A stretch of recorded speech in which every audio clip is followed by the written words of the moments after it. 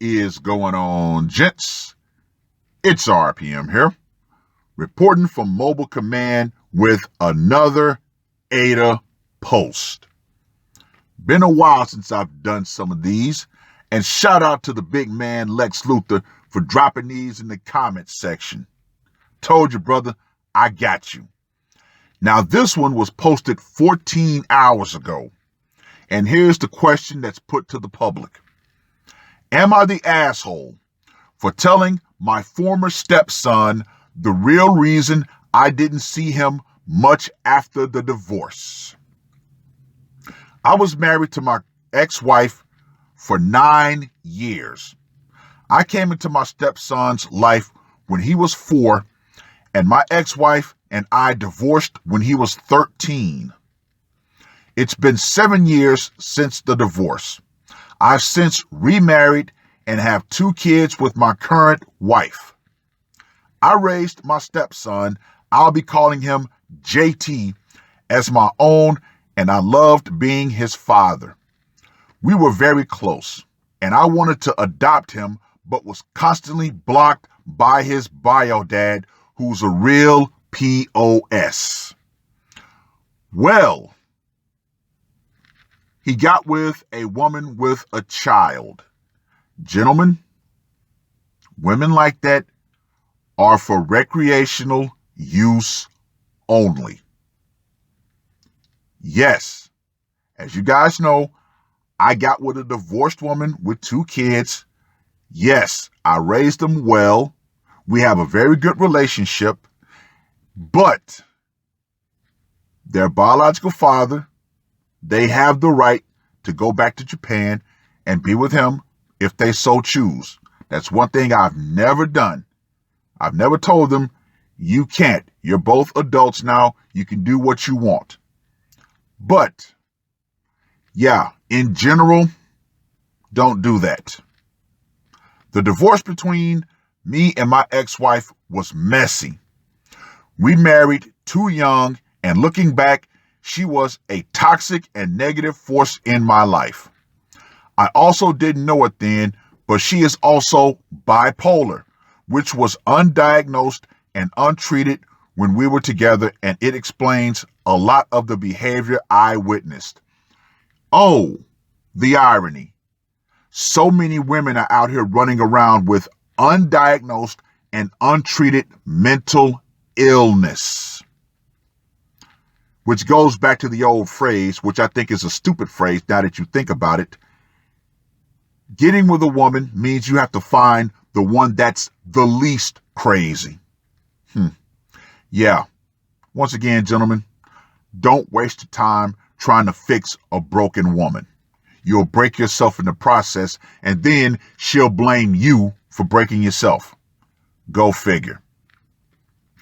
I wanted to stay in JT's life since I basically helped raise him, but my ex refused to let me see him and threatened to tell him I'd been a cheater and abuser if I pursued any legal routes for visitation. Oh boy. Isn't this the standard trope? I'm going to use the child as a weapon. Now, this guy had every single right to completely wash his hands of the situation. At the time, I was newly laid off and unable to find a good lawyer. I really regret not fighting harder, calling her bluff, but I was afraid she'd turn him against me or even lie to the police and get me arrested for something I didn't do. Classic. JT and I reconnected last year. He's 20 now and living on his own and in college for engineering at that. We've been playing catch up and he's met my wife and one of my daughters. I've given him some things for his apartment, etc. He eventually asked me why I didn't stick around after his mom and I split.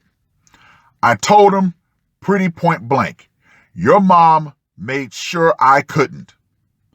I didn't go into details with the threats or why we split in the first place, but I let him know she had strong-armed me into being no contact. Oh, that right there. Parental alienation to a T. JT was understandably furious. Obviously, I didn't expect his mom to have told him the truth, but I didn't realize how in the dark he'd been. And yes, that happens all the time. I got a call from my ex. I have the same number as I always have had, with her cussing me out for slandering her to her son and talking to him in general. This is the first time I've heard from her in 5 years, by the way. She apparently hadn't known JT reached out to me. I told her to never contact me again and that her son is a grown man and can do as he wishes. I've deleted her number and talked to JT, who confirmed that he confronted his mom and they fought. He's clearly really upset that she lied to him for so long and feels really betrayed by her. Wow! How many times does that scenario play out, where the kids finally find out just how fucked up their mother truly is and they turn on her? I feel terrible, and I'm wondering if maybe honesty or full honesty wasn't the best policy in this situation. I don't want to cause rifts in a family, even if it's my ex. She and I have a bad history, but I know she loves her son. Well, he is not the asshole in this situation. He kept it real enough, but this situation plays out every day. Parental alienation. The kid only gets one side of the story, and then later on in life, he reconnects with the father or father figure and gets his side of the story. And then guess what? That kid gets thoroughly pissed off at the mom. Oh yeah. Oh yeah. So yes, for all you women out there with children, there will come a day where you are confronted by your child as to why you kept the father out of his life. Yeah. Now, going back to my own history, of course, I grew up with a non-married mother. I found out that I was, in fact, a side piece baby. Now, of course, my father, being a military man himself, we actually sat down and I got his side of the story. And we hashed everything out before he passed on. And eventually, me and my mother sat down and we hashed everything out, before I came back out here to California. So neither one of my parents have any regret from me. I've forgiven both of them. That way, when my father passed on, he went peacefully from me. And when my mother eventually passes on, she'll have peace from me also. It is what it is. But speaking of keeping things real and moving on, I was going to talk about this election. Man, I tell you, I'm constantly getting asked, well, did you vote? No. Well, why not? Now you would think if somebody asks you, did you vote? And you say no, that would be the end of it. See, this is why I fucking hate liberals. I do. I despise liberals. They just can't let it go. Well, why didn't you vote? Because it's my right to not vote. So then, here's how I throw them for a loop. Whenever they ask me, well, which candidate would you pick if you did vote? I said, well, let's see. On the Democrat side, I got creepy, sleepy Joe Biden with his crime bill and the VAWA Act, I would never vote for him. Then I have Donald Trump and the Republicans, who, in my opinion, have become completely toothless and fangless and pretty much spineless. So I wouldn't vote for them either. So here's who I would vote for. The candidate who starts to address men's and fathers' rights. That's who I'd vote for. And every time I say that, I get a blank look from the other person. See, that's how I keep it real about this whole voting thing.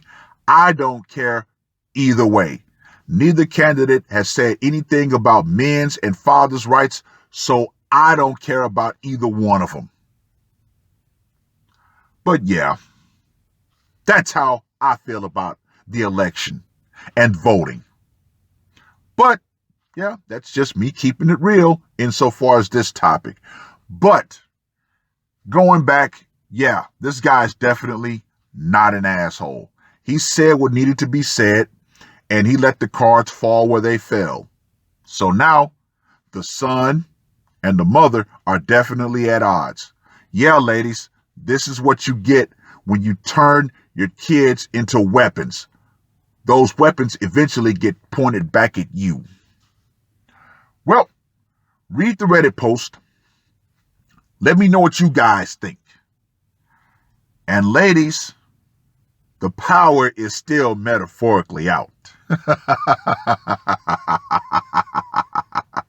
Feminism and your ability to practice parental alienation from good fathers is going to eventually go out right along with it. And you will have that ultimate confrontation from your children when they find out the truth. That's all I got to say for this one. RPM, I am